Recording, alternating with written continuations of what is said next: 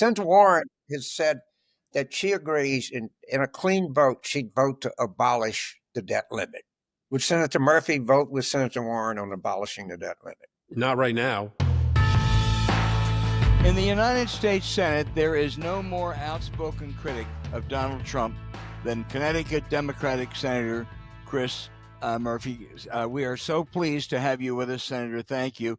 You expressed deep concerns over strikes on the Iranian facilities, but the White House and your colleagues like Lindsey Graham are doing high fives, claiming we eliminated or at least severely set back Iran's nuclear aspirations. We show they no longer can respond forcefully, and that Donald Trump orchestrated a ceasefire and a potentially rearranged politics of the Middle East. What's wrong about that picture? Well, great to be with you guys again. What's wrong with it is that none of it is true. Donald Trump lied to the country. That's not unexpected or surprising, but we should have a higher bar when it comes to telling the truth about national security intelligence, because when you fudge and lie about national security intelligence, you end up getting the United States into war. And what Donald Trump said over the weekend is that these strikes had obliterated Iran's nuclear program. Marco Rubio said on TV that we set it back at least a year. It turns out that neither of those things are true. In fact, we probably only set back their nuclear program a couple months. Their uranium, their enriched uranium, was not at the sites we bombed. And we spent hundreds of millions of dollars for an operation that didn't actually achieve its objective. We have put our forces in the region at huge risk. We have, at least in the interim, potentially scuttled the chances for a diplomatic agreement. There are Israelis who have been killed. There are Iranians who have been killed. And for what? A failed mission. Not because the military didn't, do its job. It was just going to be very hard to try to destroy a bunker that was that deeply buried. So, yeah, they lied about the intelligence. And ultimately, we are probably worse off today, not better off, because of these strikes. Do you think he was had by Benjamin Netanyahu? Oh, I mean, absolutely. Netanyahu has sort of personal and domestic political reasons for carrying out the war in Gaza in the way that he has, and for carrying out these operations inside Iran. And, we were at the negotiating table with the Iranians. We were reportedly making progress. That was a threat to Netanyahu. Netanyahu's domestic political coalition probably can't survive if Donald Trump were to execute a nuclear agreement with Iran. So right as those talks were happening, without getting any permission or sign off from the United States, he sends missiles into Iran. That scuttled the negotiations. So now Trump couldn't be part of the negotiations. I don't think at that moment Trump was committed to joining them.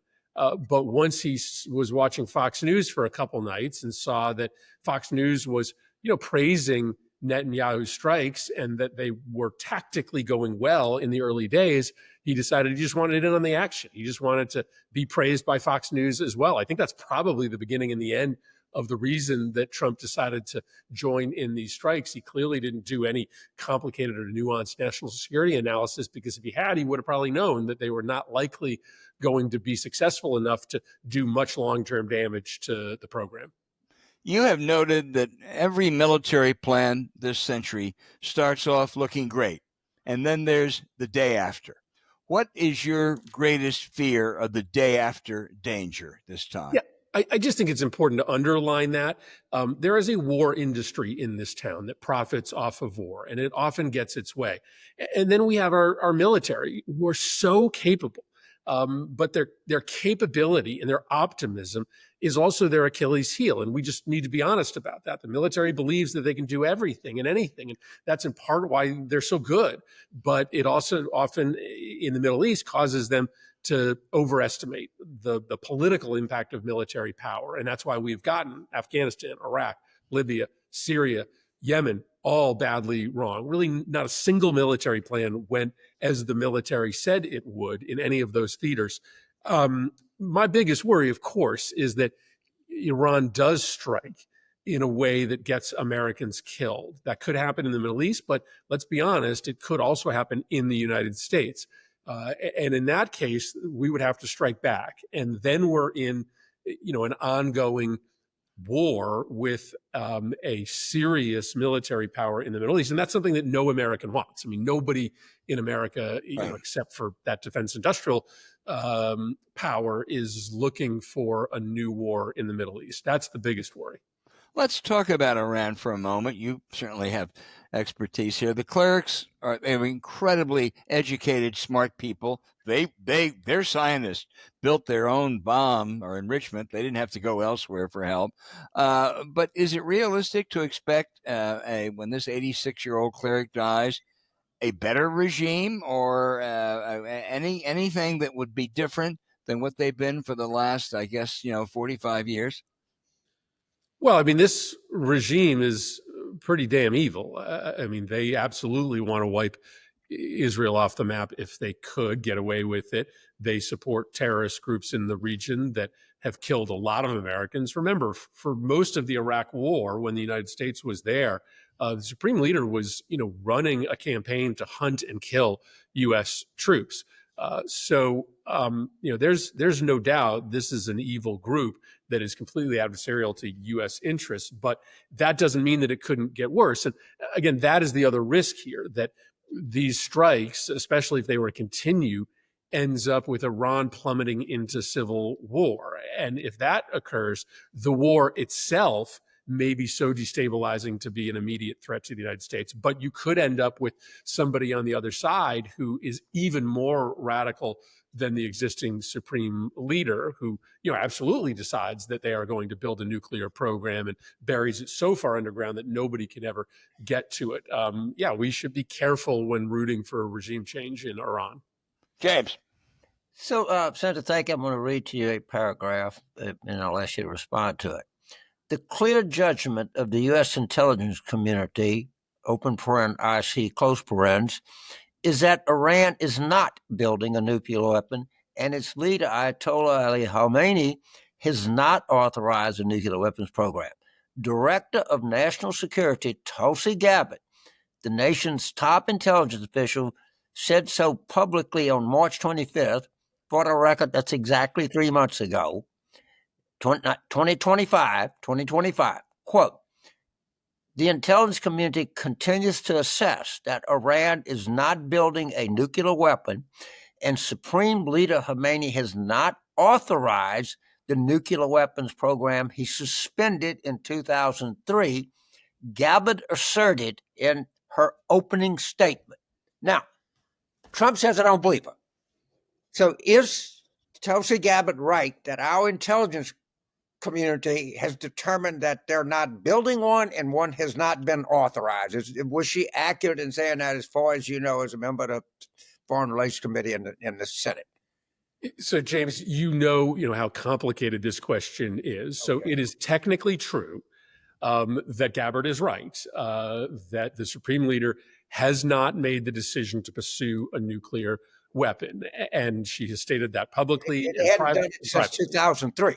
Since 2003, right? But It is also true that Iran doesn't have a civilian nuclear program. So when they are engaged in enriching uranium up to 60%, that is only so that they have the optionality to go to a bomb really quickly. So it's a little bit like splitting hairs to say Iran has not decided to get a nuclear weapon. When folks say that you're moving to the 10 or 5 yard line, but you haven't decided to score a touchdown, the analogy is not perfect, but it is true that when you get to 60% enriched uranium, you're pretty close to a bomb. And if you decided to get one, you could get one fairly fast. So yes, since 2003, the Iranian leadership has said, we are not going to make a nuclear weapon, but they have also decided to get really close to a nuclear weapon. Both things are true. So, but they weren't on. So, as I understand, under the Joint Comprehensive Agreement, they were allowed, with inspectors, which was working, I'm sorry, an enrichment level of something like 60%. All right. Has Iranian nuclear policy, to your knowledge, changed between 2003 and 2025? So you're right. I mean, first, the bottom line is that why these strikes are so unforgivable is that there was another option. Iran has consistently been willing to engage in a diplomatic peace agreement in which they keep their nuclear program, really low level and commit to, being years away from a bomb. That was the Obama agreement, and that was the agreement that they were negotiating. In fact, the Obama agreement said that you can't enrich beyond 5%. So nowhere actually even close to 60%. And Iran allowed inspectors so you could verify all of that. Now, what happened when Trump pulled out of the agreement? And when he starts sort of showering affection on their enemies in the region, like the Saudis, yes, at that point, the Iranians said, let's start enriching way beyond 5%. Let's get all the way up to 60%. So things did change when Trump shattered the nuclear agreement. Iran did get closer to a weapon, but they basically telegraphed to Trump as soon as he came into office, we're willing to go back to the old agreement. We're willing to take 60% back down to 5%. And that's literally the discussion that they were having that Netanyahu blew up intentionally scuttled those diplomatic agreements because for domestic political reasons, Netanyahu needed a war. So I'm going to try to frame this as a disagreement that Alan and I are having, and I'm going to try to frame the disagreement as honestly as I can. And I'm going to settle it. And you're the decider. Yeah, I'm ready. Al says that every president comes in has an opening program, and from President Reagan to President Clinton to President Obama to President Biden, even President Bush 43, it always passes at the end of the day. It's a lot of him and hawing and conference committees and take this out and put this in. But the consequences of failure are just too draconian for a political party to do this. Is that a fair assessment, Albert? It is. I think that this thing is in more trouble than we think. And the divisions in there are really deep. And in one of the things that I know that you're very aware of that's really causing a headache is this SALT stuff. But they also have Medicare reimbursement. And I'm not sure that they're going to get there. History says better now. You're watching this go. You obviously have colleagues on the other side of here, House people and stuff. How do you assess their chances of eventually cobbling something together? I mean, history says bet on Al. The nature of the current Republican Party, right, which is effectively a cult, says bet on Al. But I actually think this thing is in more trouble than people think. I actually agree. And there are examples where, an administration comes in with a head of steam on one topic and they don't get it. It doesn't mean they don't get a big achievement. Clinton gets his big, tax package, but he doesn't get his health care bill. Trump in the first term doesn't get the repeal of the Affordable Care Act, but he gets his tax cut. So, if they don't get this, they'll get something. But they're in a real tough spot because the Senate is going to have to make adjustments to this in order to get the votes. They're going to have to dial down the Medicaid cuts. They are going to have to dial down the adjustments on state and local taxes. Some of the goodies in the bill that got it across the finish line in the House just have to come out because our Senate rules don't allow you to do things that don't have a budgetary impact. This thing's going to have to go back to the House, and they have no margin for error. And so I don't think this is a foregone conclusion. And this place, you guys aren't here, but right now this place is crawling with activists. There are people with wheelchairs around every corner of this place, who are going to lose their Medicaid. And I remember this similar feeling in 2017 when everybody said they were going to pass the repeal of the Affordable Care Act, because of course they were. It's all they talked about for 10 years. And then they didn't because they just missed the number in the Senate. It was close, but they just missed it. And then they just had to move on to something else. The level of activity in this place right now feels similar to 2017. So, yeah, I mean, if I had to put money on it, I'd probably still bet that they pass something. But it may end up being very different than what they're doing right now, what they're looking for right now. And then we'll get to the definition of what something, we get something, is that something qualify as something, or is it? But so Senator Warren has said that she agrees in a clean vote, she'd vote to abolish the debt limit. Would Senator Murphy vote with Senator Warren on abolishing the debt limit? Not right now. No, I'm not going to get rid of the debt limit when the immediate impact is to allow them to get away with a massive transfer of wealth from the poor to the middle class. I mean, yeah, in absence of this immediate crisis, in the long run, that might be good policy. But but getting rid of the debt limit is part and parcel of their plan to kill people in this country. So, Senator, I want to make clear that even though I think they're going to pass something, I think this is a terrible bill. I know punditry is different than right. No. One mistake the Republicans just can't get over. They just can't. It's going on for 20 years. Is they think that Medicare is popular and Medicaid is not. They don't understand that Medicaid is just as popular as Medicare, that 40% of births, rural hospitals, nursing homes, and you're talking about they have to wiggle their way out of this. They can only do it by duplicity. 25% of Americans are on Medicaid. And of course, most people don't know it as Medicaid. It's a different name in most states. It's Husky Care in Connecticut. It's Badger Care in Wisconsin. But 25% of Americans are on Medicaid. And when you look at the polling, it's stunning. I mean, more people think that you should be expanding Medicaid than think that you should be protecting Medicaid. And almost nobody wants Medicaid cut. So this is like horrible politics for them. The numbers continue to sink in terms of the number of people that want it. It's only the super hardcore Trump supporters at this point that are asking for this bill. And those numbers are going to get worse and worse every day that it lingers out there. And it's going to linger because whatever they pass in the Senate, I think, is going to have a hard time in the House, and that'll be a whole nother set of drama. Well, I think if they have to go back to the House, they're dead. I mean, I don't know that they can cut a deal that the House will support. But if you have to go back to the House again, then I might change my my punditry on this. Let me ask you, switch subjects for a sec. New York City mayor's race yesterday have any impact on the National Democratic Party? I hope so.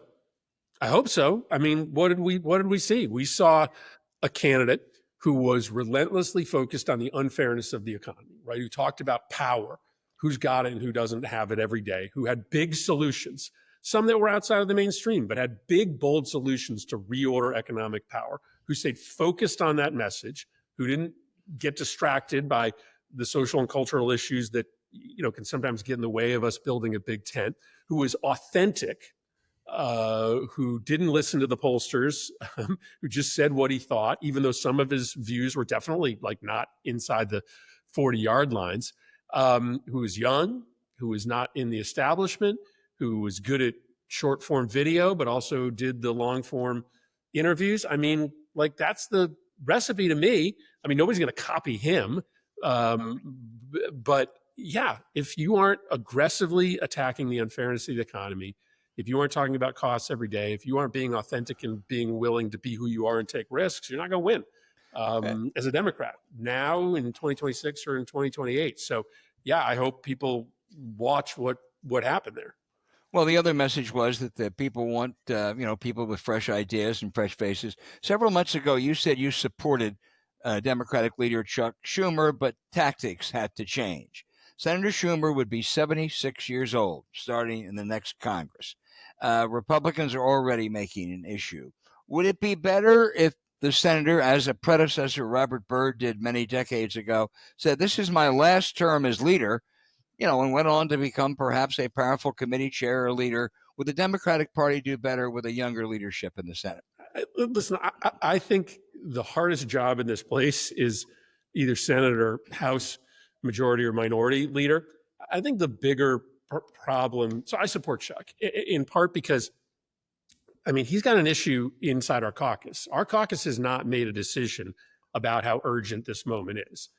There are some folks like me, many of us, who believe that the most important thing is stopping the corruption and the destruction of our democracy. I do not take for granted that we are going to have an election in 2026. So I think we got to act with urgency every day. There are others who think that, this is pretty bad, but it's just, a different version of normal politics. And so let's, be careful. Let's not act with too much haste. Let's not create any crises, and we'll win in the midterms. So that's a difficult job for any leader, to balance a caucus in which there's, not consensus on the core strategic question. And historically, Chuck has done a pretty good job of figuring out how to balance a diverse caucus. And I'm, just not convinced there's, right now at this moment, somebody else who can step in. James. Senator Murphy, first of all, I know you know him, but I really want you to give my best to Coach Gino at UConn. Yeah. I was so honored. He said some really nice things about me at an event. And I think this guy is arguably the greatest coach in collegiate history. And I mean John Wooden, I mean Nick Saban, I mean a lot of people. If you look at what he's done over a period of time with a program and what women's basketball was and what it is today, man, my hat's off to Coach Gino. I got to tell you that right now, man. Yeah, he's magic. And again, I don't mean to marry the two conversations, but authenticity matters in life, it matters in politics, and it matters in coaching. And Gino is, just who he is, the same person publicly that he is behind closed doors. For a while, they just had such a monopoly on recruitment. I mean, every year the number one player was coming to UConn. That's not the case any longer, right? There's parity in recruitment. LSU, South Carolina, all these programs now are getting good recruiting classes, and Gino's still able to win in part because he builds a culture in which these players can be themselves, and yet still have a cohesion as a team. No, he's going to go down as a great, and he loves Connecticut. He's loyal to Connecticut, which matters so much to us, a state that always has a little bit of an inferiority complex living between Boston and New York. He's just an icon. When we won the college World Series, I know about insecurity and feeling like it.